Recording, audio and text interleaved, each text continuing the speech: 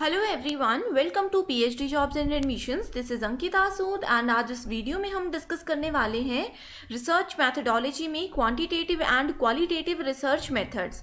सो ये एक most important and most expected topic है for your upcoming APJ Abdul Kalam technical university, जो कि लखनऊ में सिचुएटेड है। सो इस वीडियो में जो भी कॉन्सेप्ट्स मैं आप लोगों को बताने वाली हूँ, उसकी हेल्प से एग्जाम में क्वेश्चंस को आप लोग बहुत ईजिली सॉल्व कर पाओगे, ये मैं आपको गारंटी देती हूँ।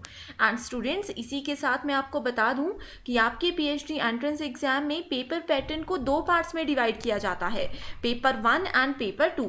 सो जो पेपर 1 होता है वो 50% रिसर्च मैथडोलॉजी पर ही बेस्ड होता है एंड पेपर 2 आप लोगों का सब्जेक्ट स्पेसिफिक पेपर होता है। एंड पेपर 1 जो है ये कॉमन होता है सभी स्टूडेंट्स के लिए, जिसका वेटेज 50 मार्क्स होता है। सो एग्जाम क्वालिफाई करने के लिए आपको 50% यहाँ पे स्कोर करना होता है एंड एक क्वेश्चन का वेटेज जो है वो बहुत हायर होता है, दैट इज 4 मार्क्स। सो आप अगर रिसर्च मैथडोलॉजी को भी अच्छे से पढ़ लेते हो तो भी आप इजीली पीएचडी एंट्रेंस एग्जाम में स्कोर कर सकते हो एंड पीएचडी प्रोग्राम में आपका सिलेक्शन डेफिनेटली हो जाएगा। सो मैं आपको बता दूं कि रिसर्च मैथडोलॉजी के लिए हमने आपके लिए कंप्लीट कोर्स बनाया है, जिसमें हम आपको फुल सिलेबस नोट्स प्रोवाइड कराते हैं, जिसमें सभी इंपॉर्टेंट कॉन्सेप्ट्स हमने कवर किए हैं एंड ये कॉन्सेप्ट्स इंटरव्यू प्रोसेस में भी आप लोगों की बहुत हेल्प करेंगे। एंड इसके साथ ही 10 फुल सिलेबस मॉक टेस्ट भी हम आपको देते हैं, यानी कि रिसर्च मैथडोलॉजी की हर एक टॉपिक पर हम आपको मॉक टेस्ट देते हैं, जिसकी हेल्प से आप लोगों की बहुत अच्छी रिवीजन हो जाएगी लास्ट टाइम पे। आप सभी को पता होगा कि इस यूनिवर्सिटी का एंट्रेंस टेस्ट 8 अप्रैल को आने वाला है। सो अभी भी अगर आप लोगों ने रिसर्च मैथडोलॉजी के लिए पढ़ना शुरू नहीं किया है तो भी आप लोग अभी 3 to 4 डेज में इस कंप्लीट कोर्स को कवर कर सकते हो हमारे वीडियो लेक्चर्स एंड नोट्स के थ्रू। सो इसके साथ ही स्टूडेंट्स, हम आपको देते हैं most expected multiple choice question series and 1000 plus mock test, 1000 plus MCQs PDF on research methodology. So सभी जो है ये सभी पीएचडी एग्जाम्स में पूछे जाते हैं क्वेश्चंस। सो इन सभी के साथ हम आपको गारंटी देते हैं कि आप विद इन अ वीक ये एग्जाम को बहुत इजीली क्रैक कर सकते हो। सो इसी तरह से आपको रिसर्च मैथडोलॉजी के लिए प्रिपेयर करना है। एंड इसके साथ ही मैं आप लोगों को ये भी बताना चाहती हूँ कि कई स्टूडेंट्स का हमें फीडबैक आता है कि हमारे इसी कंटेंट से एग्जाम में directly 30 to 40 questions as it is पूछे जाते हैं। सो हमारे इस कंटेंट को परचेज करने के लिए स्क्रीन पर दिए गए नंबर पे आप लोग कांटेक्ट कर सकते हो एंड इस कंप्लीट कोर्स की फ़ी रहेगी सिर्फ 599। सो इस कंटेंट को एक्सेस करने के लिए आप प्ले स्टोर पर जाकर हमारे ऐप ग्लोबल ऑनलाइन को भी डाउनलोड कर सकते हो। तो चलिए शुरू करते हैं। सो आज इस वीडियो में हम लोग डिस्कस करने वाले हैं quantitative and qualitative research methods. तो अगर आप लोगों ने प्रीवियस लेक्चर देखा है हमारा, तो वहाँ पे हमने रिसर्च मेथड्स के 14 टाइप्स देखे थे, रिसर्च के 14 टाइप्स डिस्कस किए थे, जिसमें क्वालिटेटिव एंड क्वांटिटेटिव भी हमने मेंशन किया था। लेकिन क्योंकि ये टॉपिक बहुत ज़्यादा इंपॉर्टेंट एंड बहुत ज़्यादा एक्सपेक्टेड है किसी भी यूनिवर्सिटी के पीएचडी एंट्रेंस एग्जाम के लिए, तो यहाँ पे अब हम देखने वाले हैं इन दोनों रिसर्च मेथड्स की definition, real life examples, approaches, data analysis, advantages and disadvantages. So इस वीडियो को आप लोग एंड तक ज़रूर देखिएगा। सो सबसे पहले बात करते हैं क्वांटिटेटिव रिसर्च मेथड की।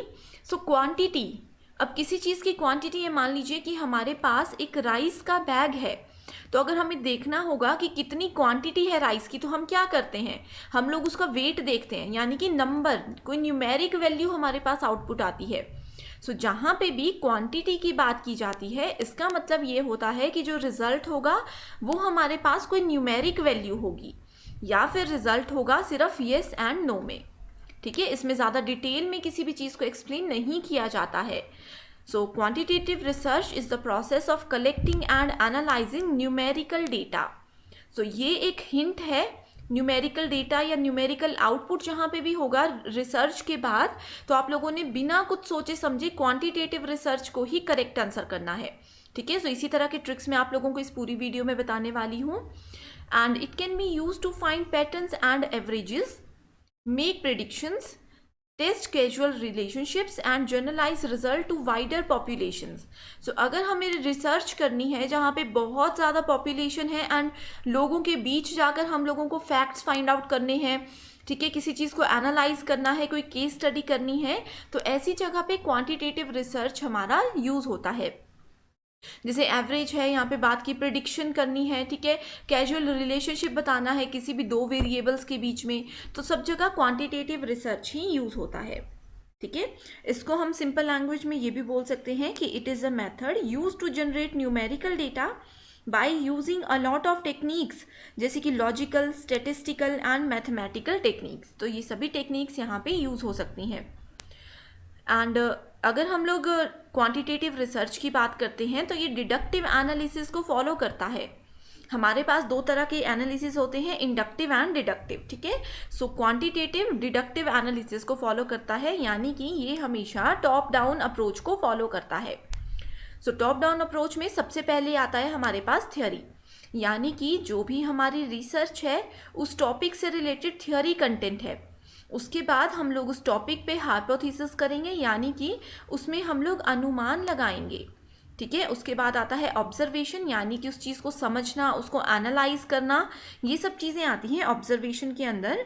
एंड देन उसके बाद आता है कन्फर्मेशन, कि जो भी हमने थ्योरी कलेक्ट की थी, जो भी हमने अनुमान लगाया था, गेस किया था, वो चीज़ें हमारी जो है कन्फर्म हो चुकी हैं, ठीक है। सो ये हमेशा टॉप से लेकर के डाउनवर्ड में काम करता है, इस चीज़ को आप लोगों ने याद रख लेना है, ठीक है। तो स्टूडेंट्स, प्रीवियस वीडियो में भी मैंने आप लोगों को एक क्वेश्चन पूछा था कि क्वांटिटेटिव रिसर्च और क्वालिटेटिव रिसर्च में कौन सा ऑब्जेक्टिव है एंड कौन सा सब्जेक्टिव है, ठीक है। जैसे हमारे पास ऑब्जेक्टिव टाइप क्वेश्चंस होते हैं, सब्जेक्टिव वाइज क्वेश्चंस होते हैं। सो क्वांटिटेटिव में बताइए आप पहले मुझे कि सब्जेक्टिव है या फिर ये ऑब्जेक्टिव है। एग्जाम में ये क्वेश्चन पूछा जा सकता है, एंड इसका हिंट मैंने अभी जब ये वाला स्टेटमेंट मैं एक्सप्लेन कर रही थी उसी टाइम पे बताया है। तो आप लोग इसका आंसर सोच लीजिए एंड कमेंट पे बता लीजिए, उसके बाद ही आगे वीडियो को देखिएगा, ठीक है। सो अब बात करते हैं कि क्वांटिटेटिव रिसर्च में किस तरह के क्वेश्चंस आते हैं। अब जैसे हम लोग कोई रिसर्च करते हैं, हमारे दिमाग में बहुत सारे क्वेश्चंस रेज होते हैं, ठीक है। सो कौन से क्वेश्चंस अगर रेज होते हैं, किस सिचुएशन में हम लोग क्वांटिटेटिव रिसर्च को फॉलो करेंगे, वो सब चीज़ें यहाँ पे मैं आपको बताने वाली हूँ। सो यहाँ पे हम देखते हैं what is demographic makeup of Singapore in 2020। So जो भी रियल वर्ल्ड से रिलेटेड क्वेश्चंस होते हैं ना, वो सब चीज़ें क्वांटिटेटिव रिसर्च के अंदर आती हैं। जैसे कि how has the average temperature changed globally over the last century, does environmental pollution affect the prevalence of honey bees, Does working from home increase productivity for people with long commutes, ठीक है। सो ये सब चीज़ें क्या है, ये real world examples हैं, ये रियल वर्ल्ड की इश्यूज हैं, ठीक है, जिनको सॉल्व करने के लिए हमें पब्लिक में जा करके, जैसे मान लीजिए ये लास्ट वाला क्वेश्चन है, इसका आंसर जानने के लिए हमें पब्लिक में जाना होगा, उनके इंटरव्यूज़ लेने होंगे, ठीक है। तो ये सब चीज़ें आती हैं क्वांटिटेटिव रिसर्च के अंदर। सो अब बात करते हैं कि इसमें कौन कौन से मेथड्स आते हैं इसके अंदर। ये सभी मेथड्स हम लोगों ने प्रीवियस लेक्चर में डिटेल में डिस्कस किए हैं, तो यहाँ पे मैं इसको ज़्यादा एक्सप्लेन नहीं करूँगी, ठीक है। सो पहला आता है डिस्क्रिप्टिव रिसर्च। डिस्क्रिप्टिव में मैंने आप लोगों को बताया था कि हम सिर्फ जो प्रॉब्लम है उसको डिस्क्राइब करेंगे, उसका सॉल्यूशन नहीं बताएंगे, ठीक है। You simply seek an overall summary of your study variables. Next आता है correlational research. You investigate relationship between your study variables. को रिलेशनशिप का मतलब होता है कि 2-3 वेरिएबल्स हैं, हम लोगों ने 2-3 प्रॉब्लम्स के सॉल्यूशन ढूंढ लिए, या फिर एक प्रॉब्लम का डिफरेंट एरियाज में जाकर के सॉल्यूशन ढूंढ लिया। अब हम देखेंगे कि इन सभी सॉल्यूशन के बीच में कोई रिलेशनशिप है, कोई कॉमन चीज़ है या नहीं है, ठीक है। That is called correlational research. Next आता है हमारे पास experimental research. So your you systematically examine whether there is a cause and effect relationship between these variables, ठीक है। सो एक्सपेरिमेंटल रिसर्च बोलता है कि हमने कोई रिसर्च की, हम नए नए एक्सपेरिमेंट कर रहे हैं, ठीक है। एक्सपेरिमेंट में क्या होता है, पहले हम देखते हैं कि इस चीज़ का क्या कॉज है, फिर हम देखेंगे कि इस चीज़ का क्या इफेक्ट पड़ा, पॉजिटिव इफेक्ट पड़ा या फिर नेगेटिव इफेक्ट पड़ा, इससे हमारा कोई नुकसान हो रहा है या फ़ायदा हो रहा है या कुछ भी नहीं हो रहा। सो जहाँ पे भी, ये भी एक की पॉइंट है कि जहाँ पे भी कॉज एंड इफेक्ट रिलेशनशिप की बात की जाती है दो वेरिएबल्स के बीच में, that means we are talking about experimental research, ठीक है। सो ये पॉइंट्स आप लोगों ने नोट कर लेने हैं। एंड अगर आप लोग हमारे पेड यूजर्स हो तब तो आप लोगों को ये PDF एज इट इज़ मिल जाएगी, आप लोग इजीली इसको प्रिंट करके रीड कर सकते हो, ठीक है। सो कोरिलेशनल एंड एक्सपेरिमेंटल रिसर्च की अगर हम बात करें, कोरिलेशनल एंड एक्सपेरिमेंटल, ठीक है, ये बोथ जो होते हैं both are used formally to test hypothesis, ठीक है, अनुमान जो लगाते हैं उसको टेस्ट करने के काम आते हैं। प्रिडिक्शंस जो हम लोग करते हैं, ऐसे ही तुक्के हम मारते हैं ना कई बार कि अगर ये डेटा एंटर करते हैं, मान लीजिए किसी वेरिएबल में हमने 0 डेटा एंटर किया तो आंसर 0 आ रहा है या आंसर माइनस में आ रहा है, तो हम बोलेंगे कि अगर हम -2 एंटर करते तो हमारा रिजल्ट क्या आ सकता है। ये हम प्रिडिक्शंस करते हैं, ठीक है। या फिर जहाँ पे भी स्टेटिस्टिक्स की बात की जाती है तो वहाँ पे correlational and experimental research use होते हैं। To collect quantitative data, you will often need to use operational definitions that translate abstract concepts. Abstract concepts होते हैं moods, ठीक है, into observable and quantifiable measures, that is self-rating of feeling and energy levels. Abstract concept है mood हमारा, कि मेरा mood कुछ भी हो सकता है, ठीक है, अभी अच्छा हो सकता है, 5 मिनट बाद खराब हो सकता है, 5 मिनट बाद फिर अच्छा हो सकता है। उस चीज़ को हमने ऑब्जर्वेबल एंड क्वांटिफाइबल मेजर्स में कन्वर्ट करना है, ट्रांसलेट करना है। ये सब चीज़ें क्वांटिटेटिव रिसर्च मेथड्स की कैटेगरी में आती हैं, ठीक है। सो नेक्स्ट अब बात करते हैं कि इसमें कौन कौन से रिसर्च मेथड्स हैं। एक्सपेरिमेंट, ये मैंने आप लोगों को बता दिया किस तरह से उसको यूज़ किया जाता है, एंड इसका यहाँ पे एक रियल लाइफ एग्जांपल दिया गया है।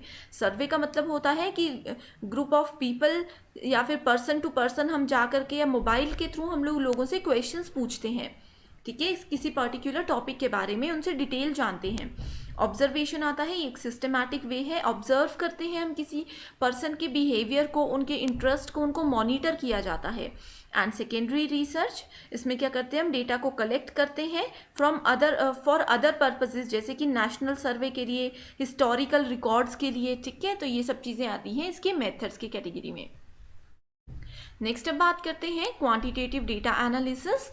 सो क्वांटिटेटिव डेटा एनालिसिस में हम बताते हैं कि किस तरह से हम डेटा को एनालाइज करेंगे। कलेक्शन के लिए मैंने बता दिया, हम सर्वे करते हैं, लोगों से बात करते हैं, मोबाइल फ़ोन के थ्रू या फेस टू फेस इंटरव्यूज़ होते हैं, ठीक है। सो अब इस डेटा को हमने कलेक्ट तो कर लिया, लेकिन इसको एनालाइज कैसे करेंगे, that is very important. So एक बार डेटा कलेक्ट कर लिया, you may need to process it before it can be analysed. For example, survey or test data may need to be transformed from words to numbers. अब जैसे हम लोग मान लीजिए कोई सर्वे कर रहे हैं, हमने 2000 लोगों से कोई डेटा के बारे में पूछ लिया, तो क्योंकि ये क्वांटिटेटिव डेटा है, यहाँ पे रिजल्ट हमें क्या चाहिए, यहाँ पे रिजल्ट सिर्फ नंबर्स के फॉर्मेट में चाहिए। तो हम ये नहीं बोलेंगे कि 2000 लोगों की क्या स्टेटमेंट थी, एज इट इज़ नहीं बताएंगे। हम क्या करेंगे, हम बोलेंगे कि 2000 लोगों ने येस वोट दिया है, 2000 लोगों ने इस टॉपिक पे नो में वोट दिया है। इस तरह से हम न्यूमेरिकल फॉर्म में या फिर येस एंड नो के फॉर्मेट में उस चीज़ को कन्वर्ट करते हैं, ट्रांसफॉर्म करते हैं, ठीक है। इस चीज़ को बोला जाता है स्टैटिस्टिकल एनालिसिस। सो डिस्क्रिप्टिव स्टैटिस्टिक्स इसमें यूज़ होते हैं, इसको हम ग्राफ के थ्रू बता सकते हैं। ग्राफ के थ्रू कैसे बता सकते हैं, जैसे 2000 स्टूडेंट्स में से मान लीजिए फीमेल्स ने इसका ये आंसर दिया, मेल्स ने किसी क्वेश्चन का ये आंसर दिया, चिल्ड्रन ने किसी क्वेश्चन का ये आंसर दिया। इस चीज़ को हम ग्राफ के फॉर्मेट में बताएंगे, ठीक है। प्लॉट्स में भी बता सकते हैं, फ्रीक्वेंसी टेबल्स के थ्रू भी बता सकते हैं। तो आपने बस यही याद रखना है, बेसिक कॉन्सेप्ट यही है कि हम लोग डेटा को कलेक्ट करते हैं एंड जो भी किसी का व्यू है वो भी हम जानेंगे, लेकिन उसको हम सिर्फ अपने फर्दर यूज़ के लिए रख सकते हैं, रेफरेंस के लिए रख सकते हैं, लेकिन जो क्वांटिटेटिव डेटा एनालिसिस का फाइनल रिजल्ट होगा वो या तो यस और नो में होगा या फिर न्यूमेरिकल डेटा होगा, ठीक है। इसके एडवांटेजेस क्या है, it is often use to standardise data collection and generalise the findings, ठीक है। ये जो भी रेप्लिकेशन की प्रोसेस होती है उसको स्ट्रेंथन करता है, ठीक है। स्टडी, इसमें अगर एक ही स्टडी को हम बार बार पढ़ना चाहते हैं, बार बार देखना चाहते हैं, तो वो चीज़ उसमें पॉसिबल होती है, क्योंकि इसमें स्टैंडर्डाइज डेटा होता है। एक स्टैंडर्ड बताते हैं कि फीमेल का ये इसमें रिस्पॉन्स था, मेल्स का इसमें ये रिस्पॉन्स था, चिल्ड्रन का इसमें ये रिस्पॉन्स था, ठीक है। अब जैसे मान लीजिए 2020 का डेटा में फीमेल जो है वो 40% पार्टिसिपेट करती हैं, ठीक है, मेल्स भी 40% पार्टिसिपेट करते हैं, चिल्ड्रन 20% करते हैं। एंड अगर हम लोगों ने 2021 का डेटा देखना होगा तो हम इसको ईजिली देख सकते हैं, ये एक स्टैंडर्डाइज डेटा है, हम लोग immediately with in a second इस चीज़ को चेक कर सकते हैं, ठीक है। इसमें results can be compared statistically. So अगर इनको हमने कंपेयर करना होगा तो हम देख सकते हैं कि स्टेटिस्टिक्स के थ्रू, ग्राफ्स के थ्रू ईजी होता है ये प्रोसेस, ठीक है। अब इसकी डिसएडवांटेजेस की बात करते हैं. So it is sometimes इनएडिक्वेट in explaining complex research topics. ठीक है. सो इसमें सुपरफिशियलिटी जो है इसका एक डिसएडवांटेज काउंट किया जाता है. एंड जितने भी कॉम्प्लेक्स कॉन्सेप्ट्स होते हैं उसकी डेफिनेशन, उसका रिप्रेजेंटेशन भी यहाँ पे पॉसिबल नहीं होता है. मतलब कर भी लेंगे अगर हम ये प्रोसेस तो उसका रिजल्ट फाइनल जो है वो अच्छा नहीं आता है. ठीक है. सो नेक्स्ट आते हैं, हमारा दूसरा टाइप का रिसर्च है क्वालिटेटिव रिसर्च. सो इसके नाम से पता चल रहा है कि यहाँ पे क्वांटिटी पे नहीं, हम लोग प्रोडक्ट की क्वालिटी पे फोकस करते हैं. ठीक है. एक और एग्जाम्पल मैं आप लोगों को बताती हूँ कि जनरली क्या होता है अगर हम क्वांटिटेटिव की बात करें. कई लोग क्या होते हैं उनको बहुत क्वांटिटी चाहिए. मान लीजिए कि इस पर्सन ए के पास 2,000 रुपये थे. ये क्वांटिटी पे फोकस करता है, यानी कि इनको बहुत सारी चीज़ें चाहिए, नंबर ऑफ थिंग्स ज़्यादा होनी चाहिए, उसकी क्वालिटी जैसी भी है उससे उसको कोई मतलब नहीं है. लेकिन वहीं दूसरा पर्सन है, उनके पास भी 2,000 रुपये हैं, उनको क्वालिटी से मतलब है. वो 2,000 की सिर्फ एक ही चीज़ खरीदेंगे बट बेस्ट क्वालिटी की खरीदेंगे, उनको बहुत सारी चीज़ें नहीं चाहिए. तो ये जैसे हम लोगों ने देखा होगा रियल लाइफ में ये चीज़ें होती हैं. तो वही है यहाँ पे क्वालिटेटिव, यानी कि एक रिजल्ट हो, एक आउटकम हो, लेकिन उसकी क्वालिटी अच्छी हो. ठीक है. या फिर अगर हमारे पास बहुत सारे आंसर्स हैं, उसमें से जो बेस्ट क्वालिटी का प्रोडक्ट होगा हम सिर्फ उसी प्रोडक्ट को यहाँ पे सेलेक्ट करेंगे. ठीक है. So unlike quantitative research it concerns with the process कि कैसे वर्क करता है, एंड नॉट द प्रोडक्ट कि इसका आउटकम क्या है. It collects non-numerical verbal data such as words and images. So words and images की फॉर्म में ये हमें रिजल्ट देता है. ठीक है. इसमें कोई भी स्टैटिस्टिकल एनालिसिस, ग्राफ, येस और नो या फिर वन वर्ड आंसर यूज़ नहीं किया जाता. ठीक है. इसमें हम लोग ऑब्जर्वेशन करते हैं सबसे पहले, एंड थियोरेटिकल पोजीशन सबसे लास्ट में आती है. क्वांटिटेटिव में क्या था, उसमें थ्योरेटिकल पोजीशन पहले थी एंड ऑब्जर्वेशन सबसे लास्ट में था. सो यहाँ पे आप इसका कंप्लीट प्रोसेस देख सकते हो. ठीक है. यहाँ पे मैंने आप लोगों को बताया कि सबसे पहले ऑब्जर्वेशन आती है, लोअर लेवल से हम हायर लेवल पे जाते हैं, यानी कि वो वाला अप्रोच था टॉप डाउन, एंड ये है बॉटम अप अप्रोच. इस चीज़ को याद रख लीजिए, क्वालिटेटिव है बॉटम अप अप्रोच. ठीक है. सो इसका एम है to determine qualitative variables, and इसमें इंडक्टिव एनालिसिस को यूज़ किया जाता है. क्वांटिटेटिव में डिडक्टिव यूज़ होता है, क्वालिटेटिव में इंडक्टिव यूज़ होता है.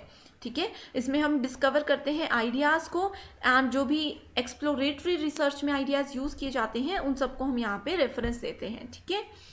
नेक्स्ट आता है क्वालिटेटिव रिसर्च क्वेश्चन एग्जाम्पल्स. सो किस तरह के क्वेश्चंस पूछे जाएंगे क्वालिटेटिव में, वो चीज़ें हैं यहाँ पे. तो how do children and adult interpret healthy eating in the UK. So यहाँ पे हमें पूरा एक्सप्लेन करना पड़ेगा कि चिल्ड्रन हेल्दी ईटिंग के बारे में क्या सोचते हैं, अडल्ट्स क्या सोचते हैं. इसका आंसर हम लोग सिर्फ येस एंड नो में नहीं दे सकते, या फिर इसका आंसर हम लोग ग्राफ के थ्रू नहीं दे सकते कि चिल्ड्रन ने ये बोला है एंड अडल्ट्स ने ये बोला है. ये चीज़ नहीं होती है. ठीक है. What factors influence employee retention in a large organisation. तो ये क्वेश्चंस ऐसे होते हैं जिनमें हम लोगों को डिटेल में आंसर देना होता है. इसका आंसर सिर्फ वन वर्ड में या फिर येस नो में हम नहीं दे सकते. ठीक है. सो क्वालिटेटिव रिसर्च के कुछ अप्रोचेस हैं. It is use to understand how people experience the world. कैसे हम वर्ल्ड को समझते हैं, कैसे हम इंटरेक्ट करते हैं, कैसे हम चीज़ों को लॉजिकली लेते हैं, ये सब चीज़ें आती हैं क्वालिटेटिव में. While there are many approaches to qualitative research, they tend to be flexible and focus on retaining rich meaning when interpreting the data. ठीक है. So इसमें आती है grounded theory, ethnography, action research. ठीक है. एंड ये सब चीज़ें आती हैं इसमें. नेक्स्ट बात करते हैं क्वालिटेटिव डेटा एनालिसिस की. ठीक है. डेटा हमने कलेक्ट कर लिया, एनालिसिस कैसे करेंगे. सो डेटा कलेक्ट करते हैं हम टेक्स्ट के थ्रू, फोटोज़ के थ्रू, बुक्स के थ्रू, वीडियोज़ के थ्रू, ऑडियोज़ के थ्रू. ठीक है. ये सब चीज़ों के थ्रू कलेक्ट करते हैं. जैसे कि इंटरव्यू है, सर्वे रिस्पॉन्सेस है, फील्ड नोट्स है, रिकॉर्डिंग्स है, ये नेचुरल सेटिंग्स है. ठीक है. एंड इसको एनालाइज करने के लिए हम पहले प्रिपेयर करेंगे. डेटा को हमने पहले कलेक्ट किया, फिर हम उसको प्रिपेयर करेंगे एंड ऑर्गेनाइज करेंगे. उसके बाद उसको देखेंगे, रिव्यू करेंगे एंड एक्सप्लोर करेंगे, अच्छे से समझने की, नए पॉइंट्स ढूंढने की कोशिश करेंगे, उसको एग्जामिन करेंगे. नेक्स्ट आता है develop a data coding system, ठीक है। सो जो भी हमने इनिशियल डेटा कलेक्ट किया था उस पर हम कोड्स को सेट करेंगे एंड डेटा को कैटेगराइज करेंगे, ठीक है। नेक्स्ट आता है कोड्स को असाइन करेंगे डेटा के थ्रू, ठीक है। ये जो है वो पार्टिसिपेंट के रिस्पॉन्सेज और टैगिंग जो होती है वो यहाँ पे एक मेजर रोल प्ले करते हैं। आइडेंटिफाई रिकरिंग थीम्स जैसे कि कोहेसिव ओवररीचिंग थीम्स, ठीक है। इन चीज़ों को डिटेल में नहीं जाना है आपने। सो ये वही चीज़ें हैं जो अभी मैंने एक्सप्लेन की हैं। एडवांटेजेस की अगर हम बात करें तो ये फ्लेक्सिबल होता है। Data collection and analysis process can be adapted as a new idea, ठीक है। इससे न्यू आइडियाज़ हम लोग जनरेट कर सकते हैं and they are not rigidly decided beforehand, ठीक है। नेचुरल सेटिंग होती है इसमें, मीनिंगफुल इंसाइट्स होते हैं क्योंकि क्वालिटी पे फोकस करते हैं, ठीक है। लोगों के एक्सपीरियंसेस, उनकी फीलिंग्स, उनकी परसेप्शंस को फोकस रखते हैं हम लोग, ठीक है। Generation of new ideas. Next आता है डिसएडवांटेजेस ऑफ क्वालिटेटिव रिसर्च। सो अनरिलायबिलिटी यहाँ पे आती है एंड सब्जेक्टिबिलिटी आती है, ठीक है। क्योंकि रिसर्चर का इसमें प्राइमरी रोल होता है, यानी कि जो रिसर्चर है उनका एक्सपीरियंस या फिर ऑब्जर्वर है जहाँ से हम डेटा कलेक्ट कर रहे हैं उनका एक्सपीरियंस इसमें मेन रोल प्ले करता है, ठीक है। लिमिटेड जनरलाइजेबिलिटी, स्मॉल सैम्पल्स होते हैं, लेबर इंटेंसिव होती है ये, ठीक है। सो मेथड्स इसमें होते हैं इन डेप्थ इंटरव्यू, यानी कि जब हम 1-to-1 इंटरव्यू लेते हैं, इंटरव्यू का मतलब ये नहीं है कि मतलब पूरा ऑफिशियल इंटरव्यू, पब्लिक में जाकर के जो लोगों से रिव्यूज़ लिए जाते हैं वो आते हैं इंटरव्यूज़ में, ठीक है। डिटेल में हम उनसे नॉलेज गेन करने की कोशिश करते हैं। फोकस ग्रुप, स्पेसिफिक ग्रुप को, जैसे मान लीजिए कि अडल्ट्स पे अगर हमारा कोई इंटरव्यू रिसर्च चल रही है तो हम लोग अडल्ट्स के एक ग्रुप से जो है इंटरव्यू लेंगे, ठीक है। उनके ग्रुप पे फोकस करेंगे, उनको मॉनिटर करेंगे, उनको ऑब्जर्व करेंगे। या फिर अगर हम लोग छोटे बच्चे जैसे कि 8 से लेकर के 15 साल के बच्चे होते हैं, उनसे अगर हम लोग उनके बारे में कोई रिसर्च कर रहे हैं तो हम उनको ऑब्जर्व करेंगे, ठीक है। नरेटिव रिसर्च, ठीक है। फिनोमिनोलॉजी, ठीक है। उसके बाद ये जितनी भी चीज़ें हैं, ग्राउंडेड थ्योरी, ये सब चीज़ें आती हैं। आप लोग बस इनको एक बार देख लीजिए, एक बार देख लोगे एग्जाम में ऑप्शन आएगा, बहुत ईजीली आप लोग अटेम्प्ट कर सकते हो इन चीज़ों को, ठीक है। सो अब बात करते हैं कि क्वालिटेटिव एंड क्वांटिटेटिव रिसर्च में क्या डिफरेंसेस होते हैं, ठीक है। सो इसकी जो अप्रोच है क्वालिटेटिव की वो इंडक्टिव है, इसकी डिडक्टिव है। गोल होता है डेप्थ, डिटेल में जाना, हाइपोथेसिस को जनरेट करना, एंड वही क्वांटिटेटिव में हम लोग डिटेल में नहीं जाते हैं, ठीक है। एंड टेस्ट हाइपोथेसिस को टेस्ट करते हैं, जनरेट नहीं करते हैं, ठीक है। इसकी सेटिंग जो नेचुरल होती है ये एक्सपेरिमेंटल या क्वासी होता है, ठीक है। सैम्पलिंग इसमें पर्पसफुल होती है, इसमें रैंडम होती है। इसमें डेटा कलेक्ट करने के लिए interview, guides, observation tools, books, photos, ये सब चीज़ें होती हैं। एंड इसमें डेटा क्वांटिटेटिव में डेटा हम सर्वे से, एडमिनिस्ट्रेटिव, क्लिनिकल डेटा से करते हैं, ठीक है। इसमें आते हैं जैसे अगर हम लोगों को पॉपुलेशन एनालिसिस करना होगा कि 2019 से लेकर के 2021-22 तक पॉपुलेशन में क्या डिफरेंसेस आए हैं, तो आप लोग कौन सा रिसर्च करोगे। इस तरह के क्वेश्चंस एग्जाम में पूछे जाते हैं। सो अगर इस तरह का कोई क्वेश्चन आता है तो आप लोगों को आंसर देना है क्वांटिटेटिव रिसर्च, ठीक है। सो ये है इनमें मेजर डिफरेंसेस। एंड एक क्वेश्चन मैंने आप लोगों को पूछा था कि कौन सा इनमें से सब्जेक्टिव है, कौन सा ऑब्जेक्टिव है। सो अगर हम लोग क्वालिटेटिव की बात करते हैं तो क्वालिटेटिव सब्जेक्टिव है, ठीक है। एंड क्वांटिटेटिव जो है ये ऑब्जेक्टिव टाइप में आता है, ऑब्जेक्टिव अप्रोच है, ठीक है। यानी कि इसमें जो आंसर होता है उसको हम लोग एक्सप्रेस कर सकते हैं वर्ड्स के थ्रू, ठीक है। इसमें हम लोग ग्राफ्स के थ्रू या फिर नंबर्स के थ्रू या फिर सिर्फ येस एंड नो में आंसर दे सकते हैं, ठीक है। एंड अगर हम लोग क्वालिटेटिव की बात करें so qualitative research needs only a few respondents, यानी कि कुछ लोगों से डेटा कलेक्ट करके भी हमारा काम हो सकता है, ठीक है। लेकिन वहीं क्वांटिटेटिव में क्या होता है, क्वांटिटी, बहुत सारे लोगों से हमें डेटा कलेक्ट करना होता है, ठीक है। सो ये कुछ डिफरेंसेस हैं। इसके अलावा भी बहुत सारी चीज़ें होती हैं जो कि हम लोग MCQs के थ्रू देखेंगे। सो स्टूडेंट्स आज के लिए सिर्फ इतना ही। आई होप ये कॉन्सेप्ट आप लोगों को बिल्कुल समझ आ गया है। एंड अगर इन क्वेश्चंस में से, इन टॉपिक में से आप लोगों को कोई भी क्वेरी है या इसके अलावा कोई जानना चाहते हो आप लोग, तो आप लोग कमेंट करके हमें ज़रूर बता सकते हो। हमारी टीम डेफिनेटली आपकी हेल्प करेगी। So thank you so much for watching this video and all the very best.